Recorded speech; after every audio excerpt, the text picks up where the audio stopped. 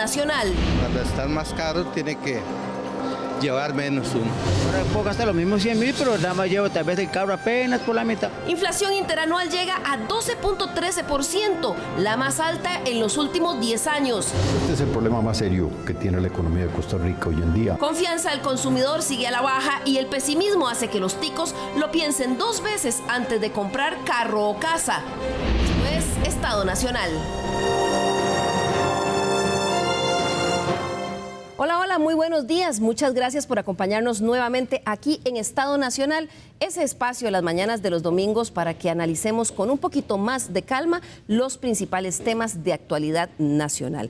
Y hoy vamos a conversar sobre un tema que algunos consideran es el mayor problema que enfrenta nuestra economía actualmente. El Instituto Nacional de Estadística y Censos dio a conocer esta semana la actualización del índice de precios, con lo cual nos informó que lamentablemente la inflación interanual nuevamente rompe un récord.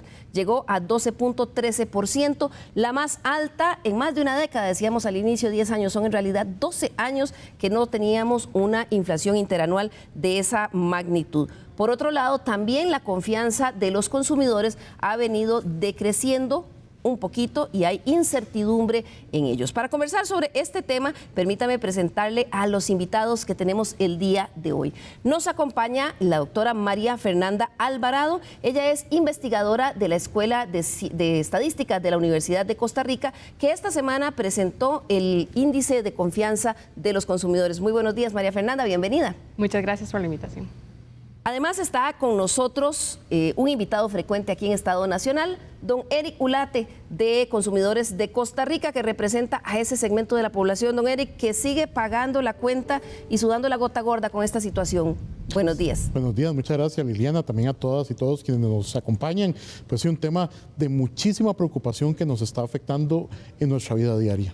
Así es, y para complementar el panel de discusión que vamos a tener el día de hoy, nos acompaña también don Enio Rodríguez, economista y presidente del Colegio de Ciencias Económicas, que ha estado esta semana, don Enio, analizando todas estas cifras, estadísticas y números que hemos estado viendo. Bienvenido.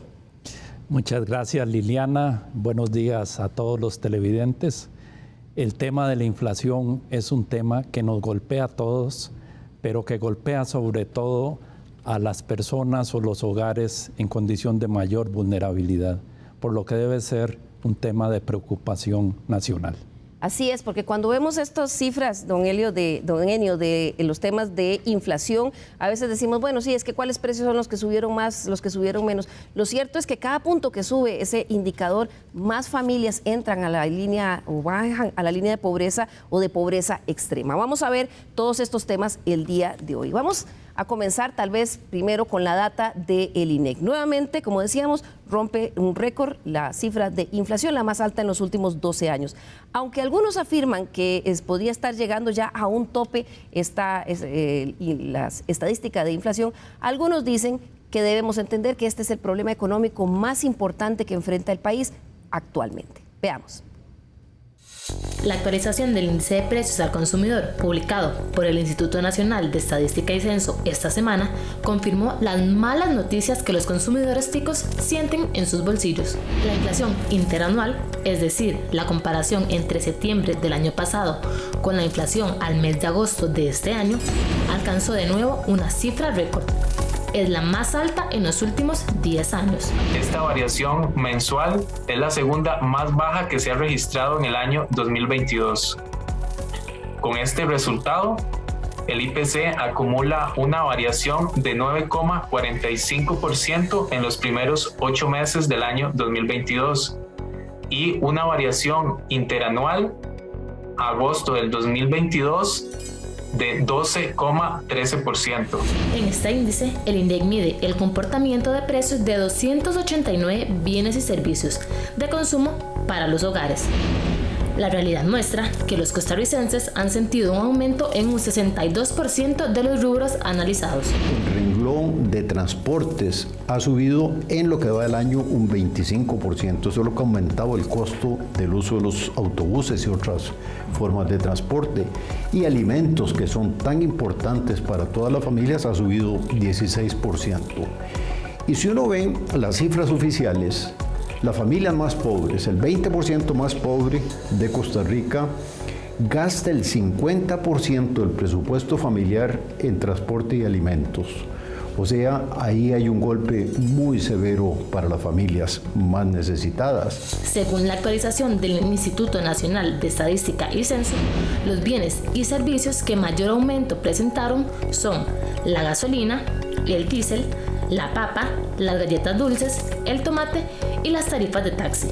A la lista de lo que más subió se le suman las galletas saladas, los huevos, la sandía y el repollo. Si comparamos el costo de la canasta básica de alimentos y de otros gastos, un año atrás ha subido poco más del 12%.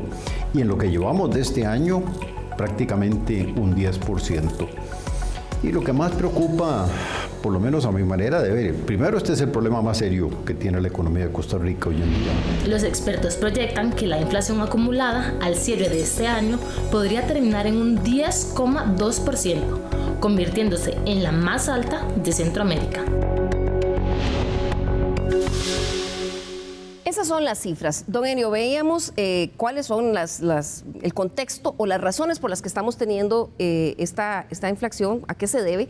Y también quería preguntarle por qué, viendo esas cifras de CEPSA, ellos están proyectando que al final de año se llegue a un 10,2% y sería la inflación más alta en toda Centroamérica. Primero, ¿por qué nos está pasando esto? Y segundo, ¿por qué golpea más fuerte aquí que en el resto de Centroamérica? La estimación de CEPSA es levemente superior a la del Banco Central. Yo me inclino a pensar que CEPSA está más cercana a la realidad. Vamos a tener una inflación probablemente de 2 dígitos al concluir este año. Ya vamos por 9.45 al mes de agosto, así es que fácilmente llegaremos a las dos cifras. ¿Por qué Costa Rica está más afectada que otros países de Centroamérica? En gran parte por la canasta de consumo de los costarricenses, que tiene un alto componente importado, particularmente transporte, pero el uso del trigo, aceites y otros productos que han subido enormemente en la canasta costarricense tienen más peso que en otros países de Centroamérica. Sí, ahí vemos, por ejemplo, el aumento en galletas, don Enio, es grandísimo. Galletas dulces y saladas es súper alto, y también en aceites, como dice usted, que se utilizan para cocinar. Así es. Bueno, el trigo ha subido por la guerra rusa, la invasión de Ucrania. El tema de los aceites afectado por problemas de cosechas en Malasia, que es el principal productor de aceite de palma. Entonces hay distintos factores internacionales que se han conjugado para tener este fenómeno inflacionario que es mundial. Sin embargo, afecta de distinta manera a distintos países. El Reino Unido está hablando de 15, 16%. Europa probablemente también va a estar por encima de Costa Rica por el impacto en este caso del gas natural. Claro, pero muchos se preguntan por qué terminamos con esta cifra tan alta de inflación si ya ha empezado a bajar el precio de los precios internacionales del petróleo. Don Enio. Los precios duran en traducirse en rebaja a los consumidores. Los precios, y don Eric sabe de esto, tienden a ser pegajosos a la baja, responden más rápido al alza.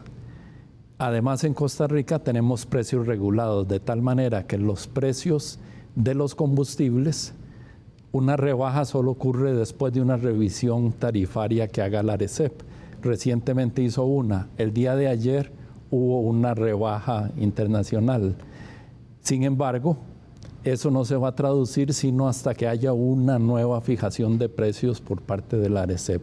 Entonces, ese rezago en parte es por el arreglo institucional nuestro y después lo que duren los productores, los supermercados en traducirlo en precios más bajos a los consumidores. ¿Se tarda mucho en llegar a esas rebajas, don Eric, al consumidor?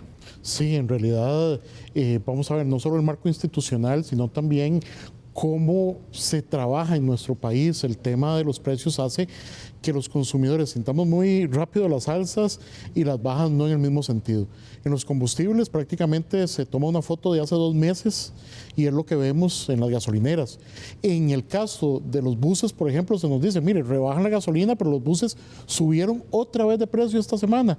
Bueno, porque la actualización semestral del ARECEP va a volver a ocurrir hasta enero del año entrante. Ahorita estamos con un precio tomado a partir de la foto de julio del presente año, igual como el tema de los taxis. Perdón que le interrumpa, tarifas de autobuses, aunque baje mucho el petróleo en estos días, la próxima fijación es hasta en enero.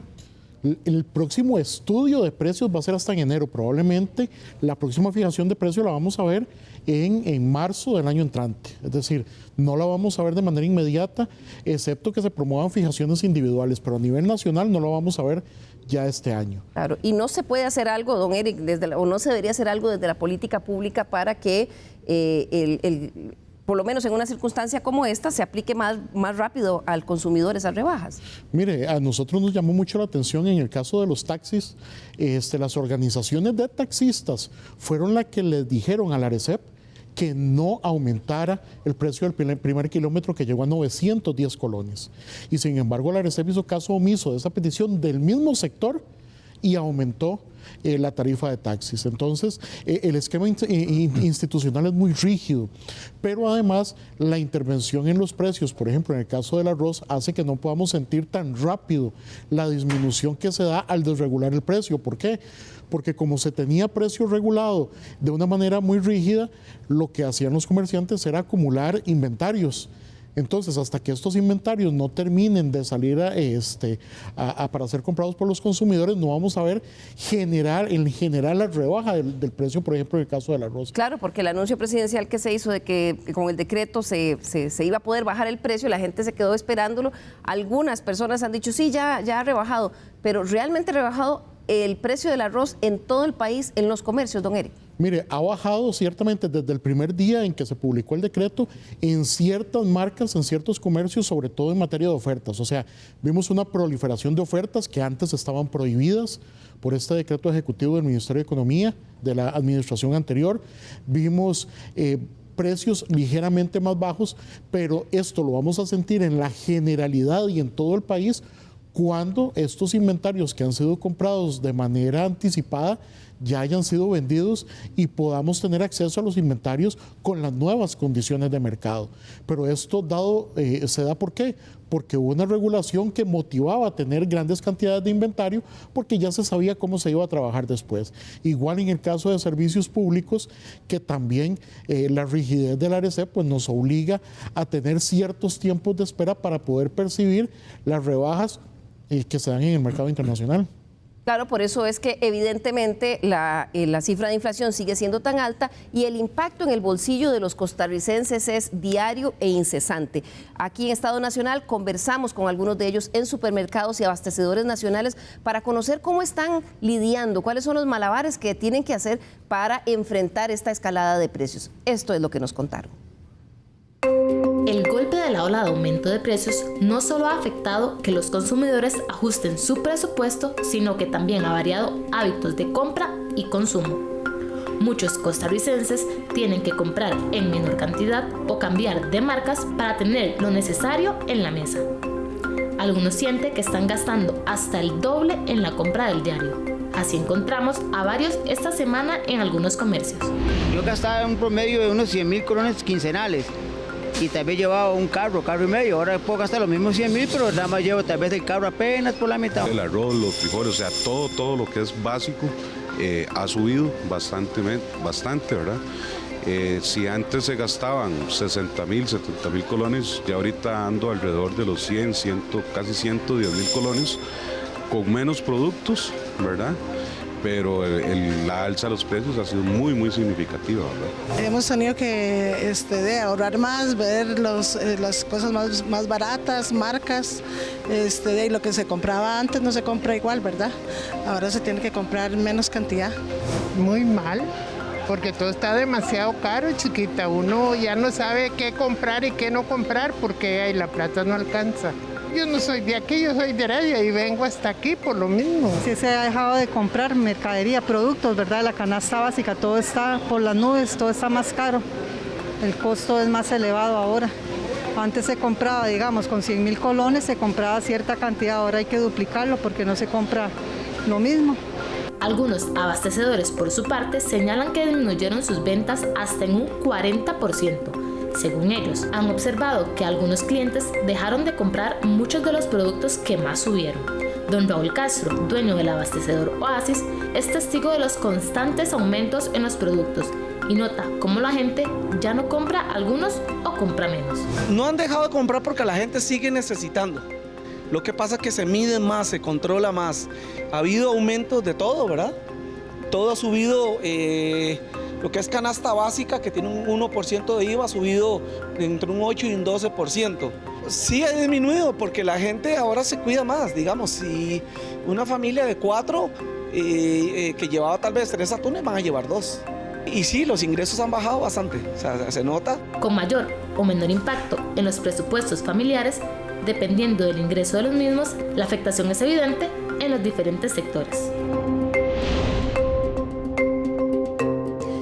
Esas son parte de las vicisitudes de los consumidores que están tratando de paliar este incremento en los precios. Don Eric, ¿cómo podríamos catalogar en términos generales a nivel nacional la situación de los consumidores frente a este fenómeno económico?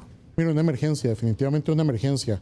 Ahora que salió el dato del 12% de inflación interanual, los consumidores nos dicen, mire, ojalá fuera el 12%. En la práctica, yo cuando voy al supermercado, al abastecedor, a la feria del agricultor, en realidad gasto mucho más que un 12%. Nos han dicho que se gasta hasta un 50% más de manera efectiva a la hora en la cual se van a realizar estas compras. Y es que desgraciadamente estos aumentos se están dando sobre todo en aquellos productos que definitivamente no podemos dejar de lado, o en servicios que definitivamente no podemos dejar de lado. Bueno, ¿cuántos del millón de trabajadores que todos los días se desplazan en autobús pueden decir, no, esta semana voy a ahorrar y no voy a ir en bus, voy a ir a pie hasta mi trabajo, de ida o de vuelta? Casi nadie. Igual con los productos lo que hemos visto es una proliferación de ofertas, por un lado, pero también de productos en los cuales se ofrece una menor cantidad a los mismos precios. Entonces ya no te ofrecen kilo 900, sino kilo 800 o hasta kilo 700. ¿Para qué? Para no aumentarle el precio al consumidor. Pero eso significa también un sacrificio a nivel de la familia al no poder consumir lo mismo que se hacía antes. Entonces, eso es usar, don Eric, la misma cantidad de dinero, pero para recibir menos. Para recibir menos, era lo que nos decían en las entrevistas que vimos hace un momento. Bueno, gasto lo mismo, pero definitivamente llevo mucho menos. O si no, tengo que invertir más para poder llevar prácticamente lo mismo que llevaba antes. Y muchas familias no tienen esa capacidad de poder invertir más dinero porque no hay de dónde. Todavía estamos sintiendo los efectos de la pandemia en cuanto a desempleo, en cuanto a jornadas laborales reducidas, y esto hace que en realidad el poder satisfacer nuestras necesidades diarias se haya vuelto una emergencia. Por eso nosotros hemos venido proponiendo desde hace ya meses una serie de iniciativas tendientes a paliar esta situación. Ahora vamos a conversar en la segunda parte del programa sobre esas propuestas que hay para cambiar un poco el impacto, por lo menos mitigar un poquito el impacto que hay frente a los consumidores. Otra estadística que se dio a conocer esta semana, que se une a esta del índice de precios, es la que publicó la Universidad de Costa Rica, la Escuela de Estadística. Se trata de la encuesta de confianza del consumidor. La investigadora María Fernanda Alvarado, de la Escuela de Estadística, nos acompaña el día de hoy. Tal vez para comenzar, cuéntenos, antes de ver las estadísticas, ¿qué es la encuesta del consumidor, de confianza del consumidor, y qué es lo que mide? Bueno, la encuesta de confianza al consumidor es una encuesta que realiza la Escuela de Estadística desde el año 2002. Ya llevamos 20 años midiendo la confianza hacia la economía. Y de esta encuesta, lo más importante es que derivamos el índice de confianza al consumidor. Este índice básicamente mide la percepción de las y los consumidores de la fortaleza de la economía presente y futura. Claro, ¿a quiénes entrevistan y cuántas personas son las que entrevistan y en qué periodo de tiempo las entrevistaron? Claro, este pasado mes de agosto entrevistamos a 708 personas de forma telefónica y las entrevistamos entre el 4 y el 16 de agosto. Bueno, vamos a ver los datos con María Fernanda, la investigadora de la Escuela de Estadística de la Universidad de Costa Rica. Ahí tenemos, María Fernanda, primero el índice de confianza del consumidor. ¿Cómo quedó este mes? Explíquenos, porque lo que sí vemos es una caída, ¿verdad?, en los últimos meses. Claro, bueno, aquí hay varias cosas que explicar. Primero, hay que mencionar que el índice tiene una escala de 0 a 100. Entonces, si lo vemos desde febrero y durante los últimos años, hemos tenido una confianza que está por debajo de la mitad de esa escala, ¿verdad? Entonces, ahorita estamos llegando a un nivel de 39.6, que como usted lo indica, pues no es una gran diferencia con lo que hemos visto en meses pasados. Sin embargo, sí vemos un efecto posterior a las elecciones, que lo hemos observado en otros años electorales también, que es que cerca de las elecciones hay un repunte de la confianza del consumidor y posterior a eso empieza a disminuir la confianza durante el año. Entonces, incluso podríamos esperar que si el índice se sigue comportando como lo ha hecho en otros años, en noviembre tengamos una medición similar o más baja. Todavía más baja. Vamos a ver otra de las cifras que dieron a conocer ustedes con este índice de consumidor, y es que este índice de ustedes mide dos cosas. Uno, la percepción sobre las condiciones económicas actuales, y otro, también las expectativas económicas a futuro. ¿Qué encontraron en respecto a poder adquisitivo? Lo que ustedes preguntan es qué es lo que ellos esperan en los próximos 12 meses. Lo que le preguntamos a las personas es si esperan que los precios aumenten más que sus ingresos. Es decir, que lo que mencionaban ahora las personas entrevistadas, ¿verdad? Que pueden comprar menos con el mismo dinero que tenían inicialmente. Y ahí vemos, tal vez regresemos de nuevo ahí a lo que dio esta pregunta, el porcentaje.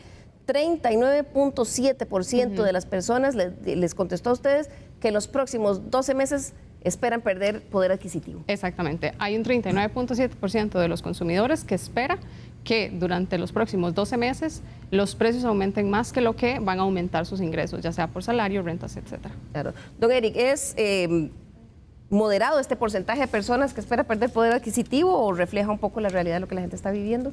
Mire, en realidad refleja una disyuntiva en la cual nos estamos encontrando los costarricenses, que es una popularidad del gobierno alta frente a una realidad que es la que estamos viviendo cada vez que vamos de compras, que es que no nos alcanza. Y sobre todo cuando se ha venido indicando reiteradamente que mucha de esta inflación es importada y que difícilmente podemos hacer algo respecto de ello, sobre todo con elementos como precios de los combustibles, en donde hasta ahora recibimos una rebaja, pero recordemos que prácticamente 19 de las últimas 22 modificaciones tarifarias fueron alzas, en donde el vaivén del precio del dólar también está afectando el poder adquisitivo de las familias, tomando en cuenta lo que nos decía don Ennio, que buena parte de esas compras son de productos importados o que se fabrican a partir de insumos importados. Entonces el consumidor sabe que más allá de las acciones que se puedan desarrollar a nivel interno, por lo menos tiene la percepción de que difícilmente podamos tener pronto una salida a una situación que evidentemente nos está afectando bastante. Hay otra variable, María Fernanda, por la que ustedes preguntan en esta encuesta de confianza del consumidor, que tiene que ver con la situación económica directamente de las familias, y es el tema de dólar, de tipo de cambio. Vamos a ver ahí la cifra.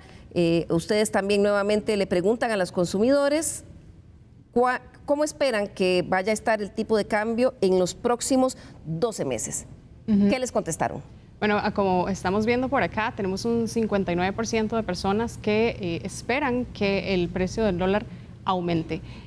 Esto no debería sorprendernos debido al vaivén que ha tenido el precio del dólar y las últimas alzas tan fuertes que hemos observado en los últimos meses, ¿verdad? Este indicador se ha reducido un poco de meses anteriores, sin embargo sigue siendo muy alto, ¿verdad? Estamos hablando de más de la mitad de las personas que sigue teniendo esta percepción. Que impacta mucho, don Ennio, porque muchas personas tienen el crédito de vivienda o el crédito de vehículos en dólares, y si bien es cierto un aumento muy fuerte en las últimas semanas, los últimos días, sí ha habido de nuevo una baja en el tipo de cambio, don Ennio.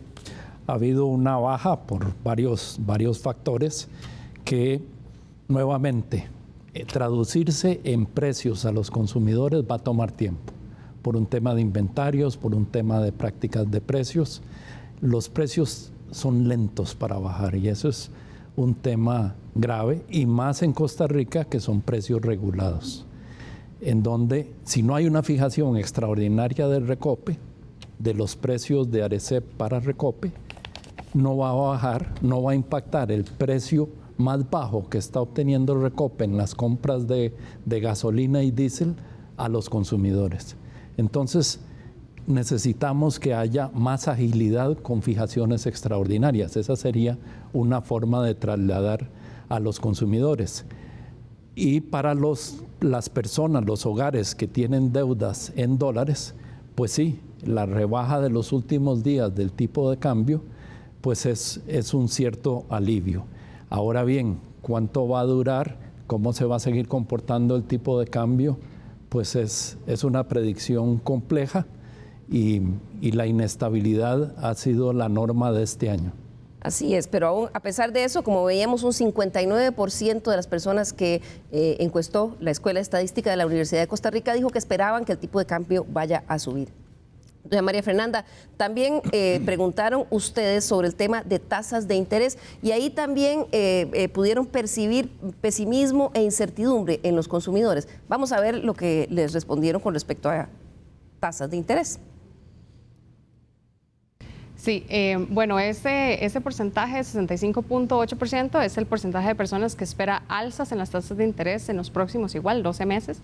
Este es uno de los indicadores que más ha cambiado durante este año. Solo de mayo acá tuvimos un aumento de 12 puntos porcentuales en el porcentaje de personas que se sientan de esta manera, ¿verdad? Y todas las razones que ha explicado don Enio, pues tienen que ver con este aumento. Claro, y es uno de los que más preocupa de nuevo porque de eso depende muchas veces el pago de la casa. Claro, el pago de la casa, préstamos que ya las personas tienen y también, obviamente, la nueva adquisición de deuda que las personas pueden dejar de adquirir, ¿verdad? Esto es uno de los grandes indicadores de la confianza al consumidor, ¿verdad? Que es adelantado a las decisiones de las familias.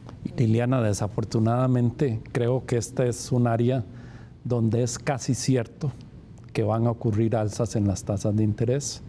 El Banco Central ha venido subiendo la tasa de interés y ha dicho que todavía requiere ajustes. Y sabemos que el Banco Europeo subió en 0.75. Esta semana recién. Esta semana se espera que Estados Unidos en septiembre 2021, que se reúne la Reserva Federal, van a hacer una subida también de 0.75 y esa decisión internacional también pone presión al mercado doméstico porque cuando el premio a invertir en colones se pone negativo, como lo estuvo meses atrás, hay mayor presión en el tipo de cambio.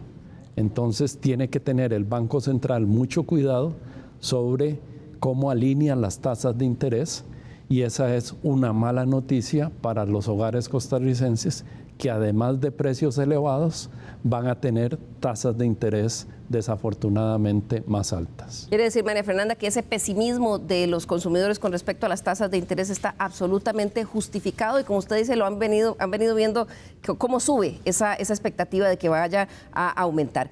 Desempleo. Veamos a ver también cuál es la perspectiva de los consumidores con respecto a este indicador que tiene que ver con la política social.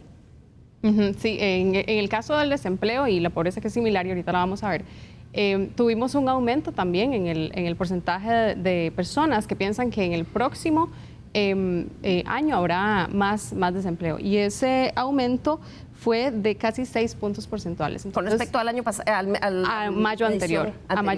Eso es curioso porque a pesar de que el empleo se ha ido recuperando un poquito, ¿verdad? Pero la perspectiva de los consumidores es todavía negativa. Exacto, sí, todavía tenemos una perspectiva negativa por parte de las personas consumidoras que sobre el desempleo y la pobreza. Y es muy interesante a pesar de que el gobierno, como mencionaba ahora don Eric, sigue teniendo un apoyo de la población.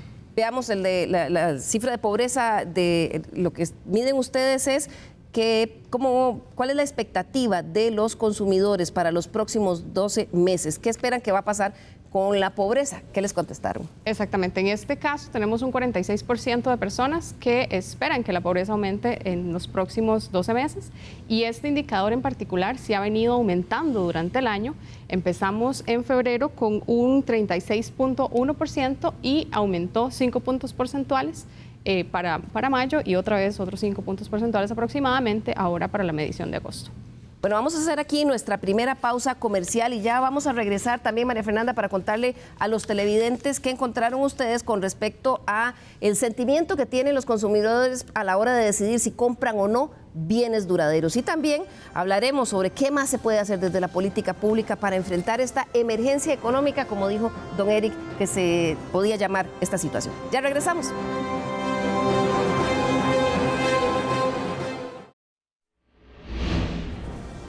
Les recordamos nuestro correo l.carranza@teletica.com. Escríbanos, que nos interesa mucho tomar en cuenta todas sus opiniones, críticas, observaciones y sugerencias para temas también. Y muchas gracias por continuar con nosotros esta mañana. Vamos a recordarles algunas de los correos electrónicos que nos escribieron las personas. La semana pasada estuvimos aquí analizando la elección del próximo presidente de la Corte Suprema de Justicia, que habíamos pasado la semana antes de ese domingo 5 rondas de votación. El lunes pasado de nuevo no se pudieron poner de acuerdo los magistrados y otra vez, después de 5 votaciones, no se pudo elegir al presidente. Vamos a ver si mañana lunes sí se puede hacer. Estos son algunos de los comentarios que nos dejaron los televidentes después de ese programa. Algunos televidentes nos hicieron llegar sus opiniones tras el programa de la semana pasada, donde conversamos sobre el voto público para la elección del máximo jerarca del Poder Judicial. Veamos qué nos dijeron. El doctor Román Miguel expresó: la elección del presidente de la Corte es como la emulación de la elección papal. El secretismo y la manipulación de votos es lo que prima. Es arcaica y debe ser modernizada. Priscila Sánchez comentó: la credibilidad del sistema de justicia es un pilar de la democracia. Quien sea el próximo presidente tiene una enorme tarea por delante. Miguel Morales señaló: siguen haciendo de las suyas sin que podamos hacer algo al respecto. Son los intocables de Costa Rica. Andrés Contreras nos dijo: preocupante, sobre todo porque sin seguridad jurídica las personas recurren a mecanismos no formales para resolver conflictos. Daremos seguimiento a este tema a partir de mañana para ver si por fin sale humo blanco en la Corte y eligen un presidente. Gracias por continuar con nosotros esta mañana, hoy que estamos hablando sobre dos temas que están impactando a los consumidores. Por un lado, la escalada de precios que lleva la inflación a un monto histórico y también la confianza del consumidor que está cayendo. Vamos a ver, antes de continuar esta gráfica, para que usted se haga una idea de cuál, gráficamente mirándolo así de entrada, el comportamiento de la inflación en los últimos años. Como ven, había bajado en el 2020, a partir de ahí empezó a oscilar, pero esa cifra roja es como empezó este aumento, esta escalada, don Eric, a partir del 2020 hasta llegar ahora a este 12.13%. Sí, efectivamente, lo que tenemos es una situación en donde podemos ver que la pandemia y las acciones que el gobierno tomó afectaron directamente la economía, afectaron el bolsillo de los costarricenses sin que se pudieran dar alternativas para que acudamos a un supermercado, a una pulpería, a obtener mejores condiciones de compra. Aunque este proceso inflacionario, don Enio, es global, ¿verdad? Ayer estaba viendo también que en México se había llegado a cifras de inflación la más alta en las últimas 2 décadas y en Estados Unidos, pues ahí también, en Estados Unidos y en Europa, la inflación es un fenómeno en este momento global. Así es, como resultado en parte de la pandemia, pero también de la guerra de Rusia en Ucrania, se han disparado los precios. Problemas de oferta que se generaron durante la pandemia, que llevó a una crisis llamada de contenedores, de logística. Eso encareció productos, no había producto, los precios se dispararon. Viene la invasión rusa y le pega otro shock a la economía mundial, porque se disparan los precios del petróleo, los precios de los fertilizantes y los precios de los cereales, unido a otros factores climáticos que afectaron, por ejemplo, el aceite. Así es que hemos tenido la tormenta perfecta para generar un proceso de inflación mundial. Así es, entonces es un contexto más complejo que no solo tiene que ver, digamos, con los cierres que hubo de negocios en la pandemia en el país, sino que estamos ante un contexto, el presidente dijo que era inflación importada. Efectivamente, sin embargo, recordemos y hemos hablado a lo largo del programa de situaciones que hacen que la transmisión de la baja de los precios a los consumidores pues no sea la más adecuada ni lo más rápida posible, pero también eso hace que haya precios que se mantengan altos sin que básicamente haya una injerencia directa y achacable única y exclusivamente a la situación internacional.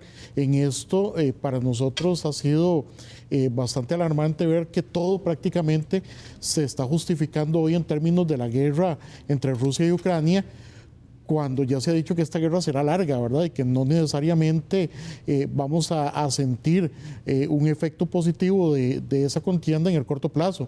Pero es que eso tampoco puede hacer que dejemos de tener acciones en el país para contener estos precios que, reitero, ya la gente no puede con ellos. Es que sencillamente ya en las casas no se puede apretar más la faja a las personas para poder cumplir con sus necesidades diarias. Claro, estamos hablando de que ya no alcanza para muchas veces comprar carne o comprar carne solo 2 veces al mes o este tipo de cosas. Vamos a terminar. Y tal vez quisiera agregar entre los factores domésticos, no todo es importado, ha sido el comportamiento del tipo de cambio, que eso ha incidido en el valor de los combustibles y en el valor de todos los productos importados, incluidas las materias primas. Y ese es un conjunto de factores. ¿Por qué subió tanto el tipo de cambio? Tiene explicaciones domésticas y no todas son internacionales. Domésticas como el hecho de que las operadoras de pensiones habían estado invirtiendo en el extranjero, ¿verdad? Y eso pues, generó mucha presión. Así es, y el desalineamiento de las tasas de interés respecto de las internacionales que hacía que la gente trasladó ahorros de colones a dólares, aumentaba entonces más la demanda y esto generó un clima que nos llevó a las depreciaciones del colón tan aceleradas que pasaron los 700 colones. Y esos sí eran factores meramente domésticos. Domésticos y están impactando las cifras de hoy de los precios finales. Claro. De hecho, nada más para aclarar también, el índice de confianza del consumidor también se ve afectado por estos vaivenes políticos y sociales que también son locales. Entonces, no es solo de nuevo la crisis pues exterior, los procesos inflacionarios, la guerra, sino que también pues los problemas políticos que estamos teniendo, los problemas sociales que estamos teniendo, también todo contribuye a bajar esa confianza del consumidor. Claro, y una de las virtudes que tiene este índice que ustedes hacen de confianza al consumidor es que permite pronosticar un poco, ¿verdad?, cómo va a actuar el consumidor. Vamos a ver otros 2 elementos o otras 2 variables que ustedes analizan en ese estudio. El primero es a la hora de decidir si las personas, los consumidores, están dispuestos a comprar carros y consideran, ¿cómo es la pregunta que ustedes hacen? Y este es el resultado que encontraron. Claro, nosotros lo que le preguntamos a las personas es que evalúen el momento actual para la compra de carro y también de vivienda, que lo vamos a ver más adelante. En este caso del vehículo vimos que era casi un 85% de las personas que califican como malos tiempos el momento actual para la adquisición de vehículos, lo cual no debería ser sorprendente de nuevo dado las tasas de interés que estamos viendo, ¿verdad? Los préstamos obviamente van a estar muchísimo más caros y entonces tenemos estos resultados respecto a la compra de vehículos. Veámosla ahí de nuevo la estadística. Don Enio, 85% de las personas consideran que es un mal momento para comprar vehículos. ¿Es muy alto ese porcentaje? No me sorprende. Yo diría que es un comportamiento racional de los consumidores. Si están teniendo problemas para ir al supermercado, ¿qué van a estar pensando en comprar carro, en comprar casa? La encuesta no lo preguntó, pero si se hubiese preguntado por electrodomésticos de alto valor, también el porcentaje hubiera sido de estas magnitudes. Yo diría que es un comportamiento racional de los consumidores que están dándole prioridad al transporte para ir al trabajo y a poner la comida en la mesa. Los consumidores están desarrollando estrategias para sobrevivir y llevar la comida a sus casas en una situación compleja. Es un comportamiento racional y se refleja en los datos de esta encuesta. Solo un porcentaje muy pequeño de personas de ingresos más elevados podrían pensar en inversiones de estas de mayor vuelo. Y de hecho sí, tenemos un subíndice, digamos, del índice de confianza al consumidor, en el que medimos justamente eso, si las personas consideran que sería un buen momento para comprar muebles, para comprar un refri, para comprar televisores, ¿verdad?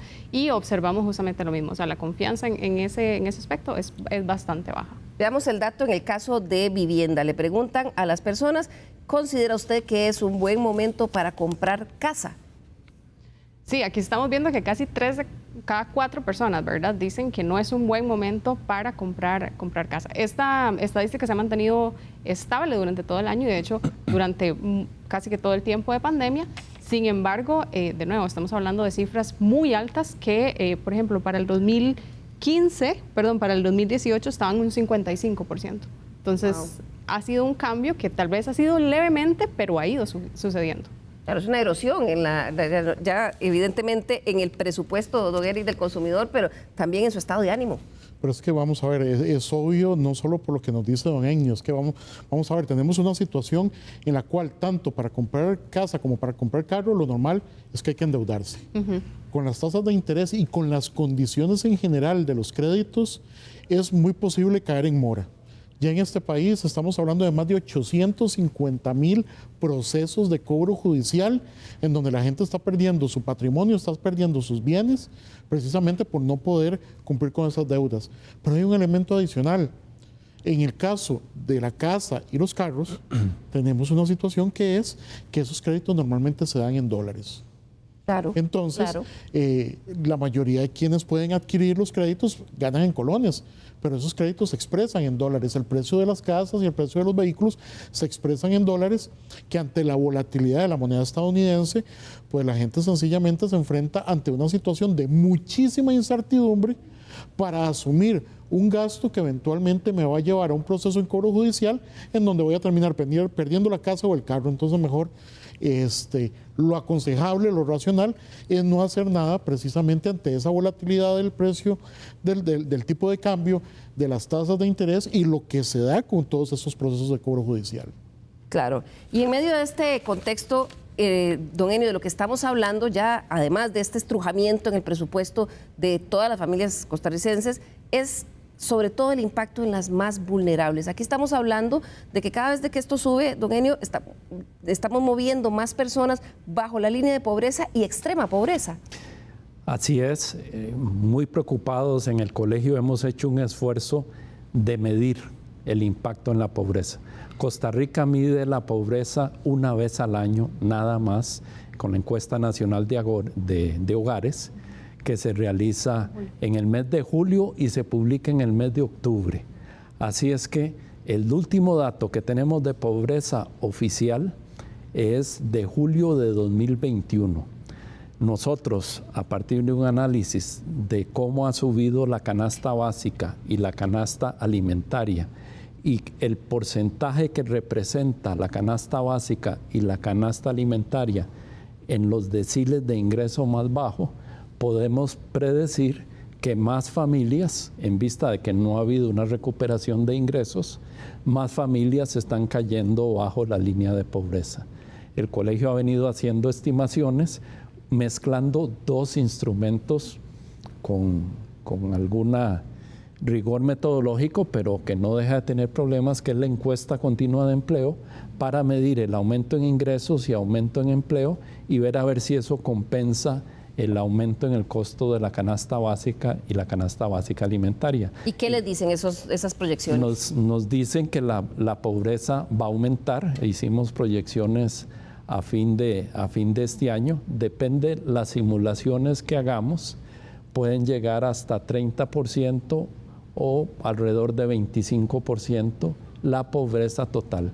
Pero nosotros llamamos la atención sobre la pobreza extrema. La pobreza extrema quiere decir hogares cuyos miembros no están teniendo ingresos suficientes para tener el mínimo calórico necesario para la supervivencia. O sea, familias donde hay personas que se están sacrificando u otros miembros que simplemente no hacen las 3 comidas o sustituyen comidas que llenan, entre comillas, por contenido más proteico. Entonces hay una amenaza incluso de desnutrición y estamos encontrando que la pobreza extrema puede llegar entre 9 y 10% a fin de año. Con 9 o 10%. La pobreza extrema, las familias que, don Eric hablaba de la emergencia económica, yo agrego aquí hay una emergencia social también. Claro, con las familias que están cayendo en esta situación. Como sociedad no podemos permitir que esto ocurra y seguir de brazos cruzados.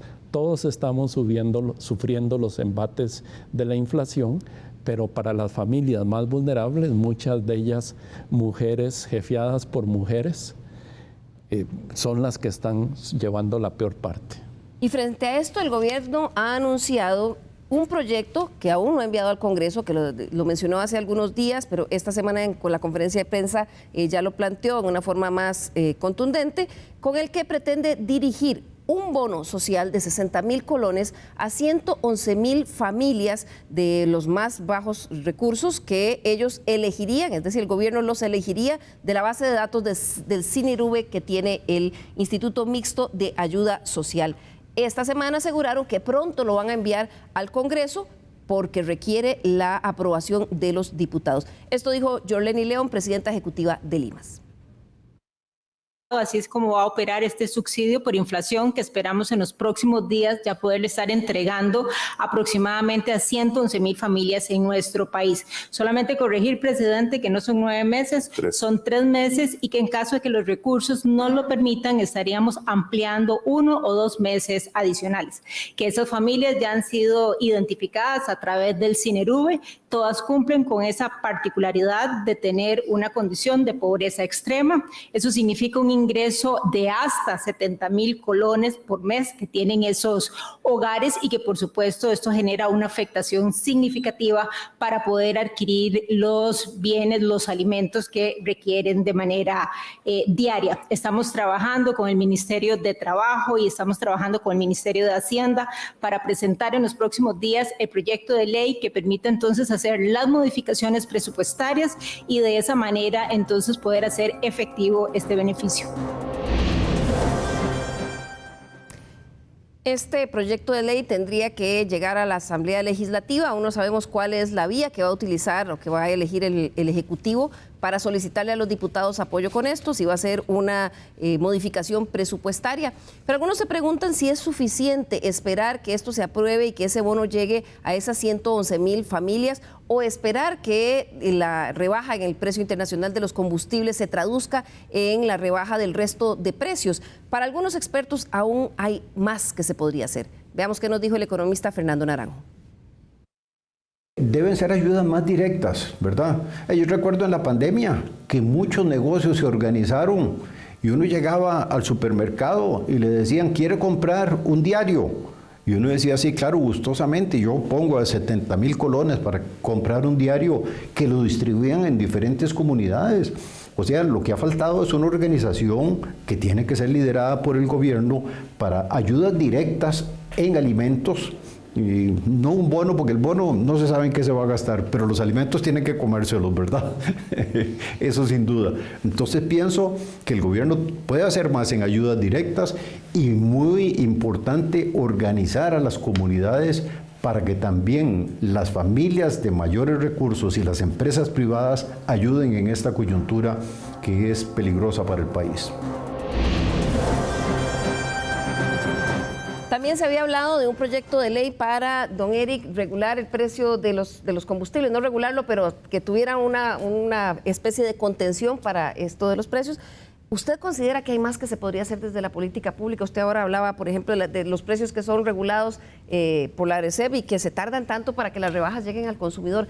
¿Qué más se debería hacer? ¿O cree usted que es suficiente este bono para las 111,000 familias? No, mire, el bono básicamente tiene una función de paliar una situación de ahora, pero debemos ya tomar medidas en temas más estructurales.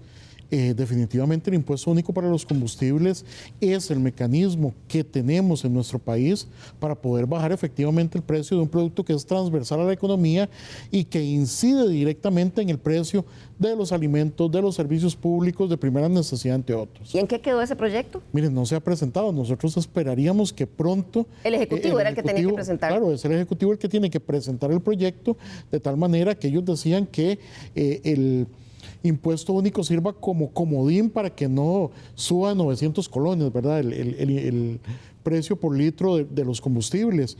Esto es importante porque consideramos que tampoco va a representar una gran pérdida para el Poder Ejecutivo, en el tanto el impuesto se cobra por una cantidad de colones específica por litro, no es un porcentaje del precio de los combustibles, y lo cierto del caso es que ante el precio exagerado de las gasolinas, pues también la demanda de combustibles ha bajado. Pero de ahí, al paso que vamos, don Eric, pareciera que cuando ya por fin llegue el Congreso y se apruebe, pues probablemente estemos ya en un periodo de precios bajos en los mercados internacionales del petróleo. Sí, pero por lo menos se previene que no lleguemos a tener una situación como la que vivimos hace pocas semanas.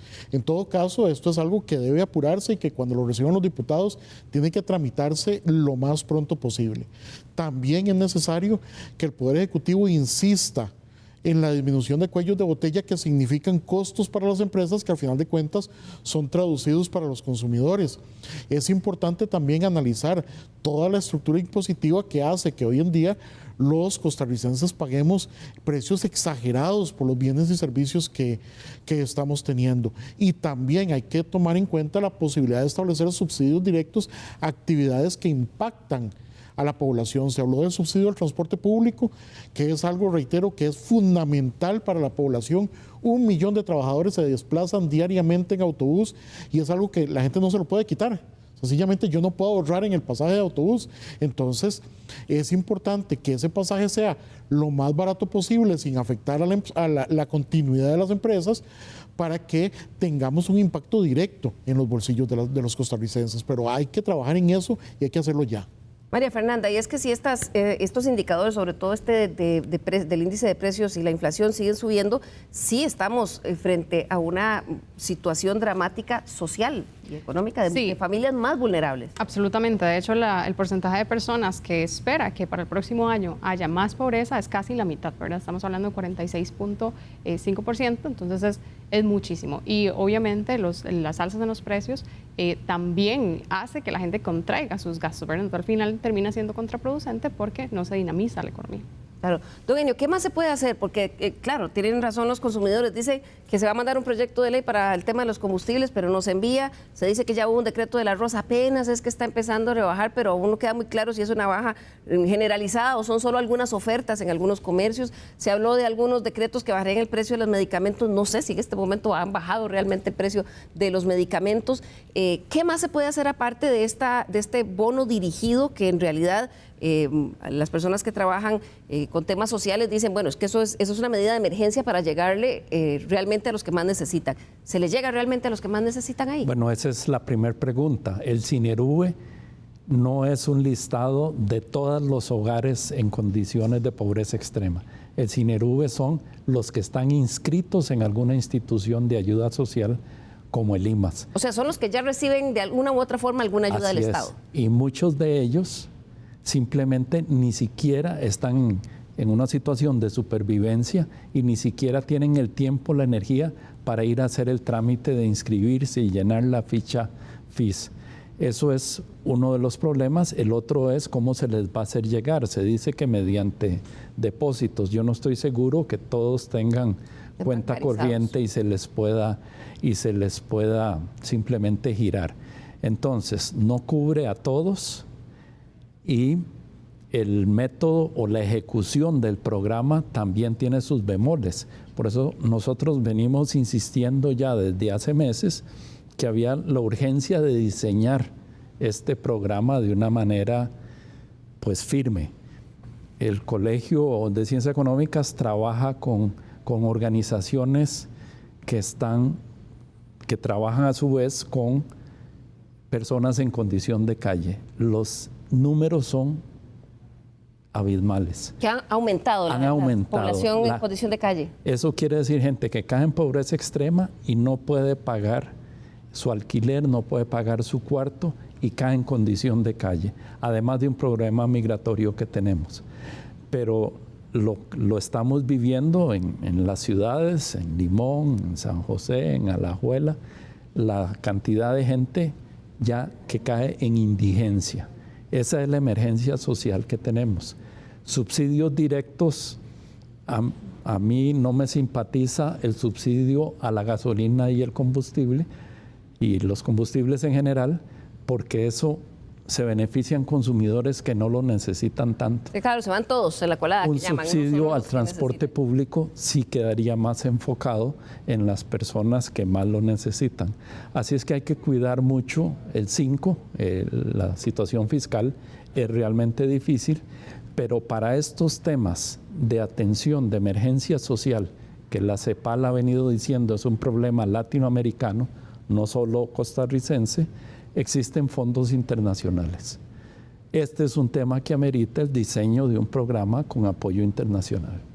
Claro. Don Eric, ya para ir terminando, don Fernando Naranjo decía en la nota que veíamos al principio que para él este era el problema económico más grave que tenía el país. ¿Usted cree que se requiere una acción más decidida? ¿Cuál sería el mensaje para las autoridades para que den prioridad a esta situación? Sí, mire, en realidad esta es una situación, reitero, de emergencia en las familias costarricenses. O sea, no hablemos de los temas macro, pensemos en cada una de las familias que en sus casas hoy no sabe cómo va a subsistir a mañana, no sabe qué van a comer mañana, no sabe cómo van a pagar sus deudas, no saben cómo van a poder pagar los servicios públicos, que no se sabe sencillamente cómo se va a sobrevivir el día a día. Esto no solo provoca problemas económicos, sino una serie de problemas sociales que hoy nos están afectando. Y en este sentido se necesita una política pública más decidida que no solo tiene que ver con el Ejecutivo, tiene que ver también con un poder legislativo que hoy presenta grandes consensos, pero que todavía no hemos visto que esos consensos se traduzcan en una mejora en el costo de la vida. Entonces aquí el llamado es al Poder Ejecutivo, al Poder Legislativo, para que pensemos en que esos grandes problemas nacionales que hoy se discuten deben tener una prioridad, y esa prioridad es asegurarle a todas las familias costarricenses, a todos los hogares, el que tengan la posibilidad de subsistir de una manera más segura y no ante la incertidumbre que está generando muchísima tensión social en nuestro país. Entonces, claro, creo que ese es el mensaje que debe calar en nuestras autoridades. Bueno, se nos acaba el tiempo, bueno, estamos llegando ya al final del programa y por eso quiero pedirle a nuestros invitados que en un minuto hagan una reflexión de cierre, y voy a comenzar con usted, don Enio Rodríguez, presidente del Colegio de Ciencias Económicas. Bueno, el colegio sigue muy preocupado por las personas en pobreza extrema. La situación es difícil para todos los hogares costarricenses. Hay medidas macroeconómicas, manejo de tipo de cambio y otras que ayudan a la economía. Pero es fundamental atacar el problema de pobreza. Los datos de empleo recientes muestran que las mujeres tienen 5 puntos porcentuales más desempleo que los hombres. Y dentro de las mujeres, aquellas que tienen grado universitario tienen 107 puntos porcentuales de mayor empleo que las mujeres sin primaria completa. Entonces tenemos un drama de hogares, de mujeres que no encuentran empleo, que tienen un bajo nivel de calificación, donde se requieren acciones focalizadas en estos grupos de personas. Estamos en una emergencia social y en ese caso hay que atender los más vulnerables.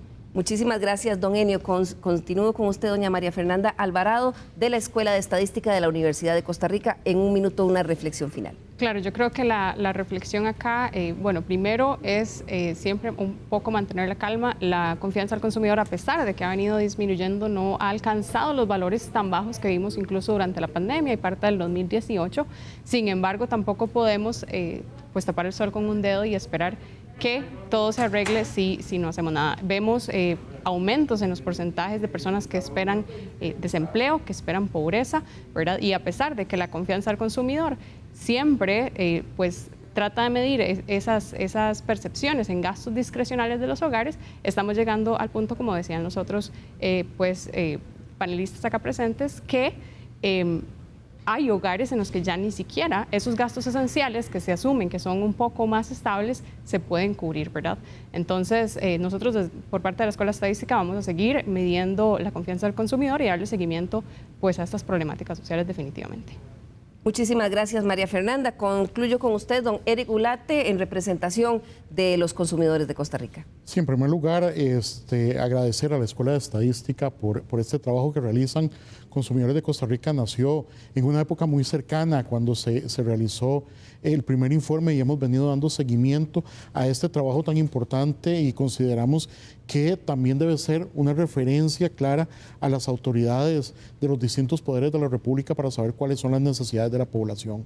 Aquí el mensaje principal es que si bien existen factores de carácter externo que nos han afectado, las soluciones no dependen solo de lo que ocurra en otras latitudes, en otros países, sino que está en nuestras manos poder brindar soluciones a estos problemas que hoy representan una verdadera emergencia económica en las familias costarricenses. Necesitamos darle soluciones a estas familias, necesitamos devolver la confianza en los mercados y así vamos a ver cómo de verdad se traduce esa confianza que se tiene en el gobierno de la República también en una confianza en los mercados y en un futuro mejor para todos.